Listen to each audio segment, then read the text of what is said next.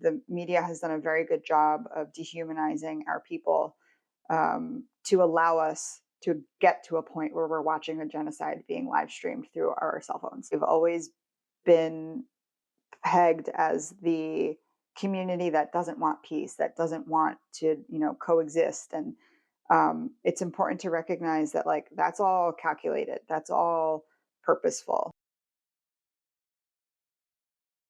My name is Jenan Matari. I am a Palestinian storyteller and producer and content creator, and I am focused on educating people about Palestine's history and current reality through social media. My main focus throughout all of this has been to really pay attention to the role that mainstream media has played in manufacturing consent for what we're seeing today, and um, working really hard to continue manufacturing consent for whatever the West plans to do in the Middle East. Now that we're focused on collective liberation and we understand what it means, and we're hearing it directly from Palestinians what we want to be able to live safely and with dignity in our own ancestral land. And so anything less than that is still oppression for our people. When we talk like UN resolutions, it's always, or these peace plans that they have presented Palestinians throughout the years, Palestinians have always been demonized. A ceasefire, but it's only for 2 weeks, and we're not going to, take the military out of Gaza, and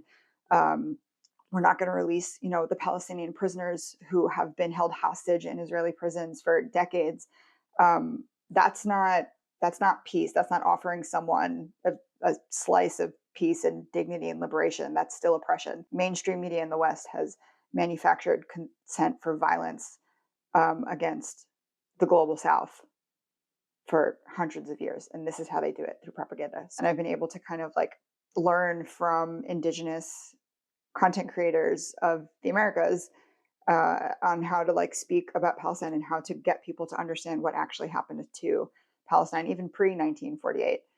It's important to know how to dissect the things, the propaganda that the media is force feeding all of us on a consistent basis in order to continue manufacturing support and consent for what we're seeing happening in Gaza right now. Social media has completely changed for everybody, but in particular Palestinian content creators. There's definitely an interest now in learning about the truth about Palestine.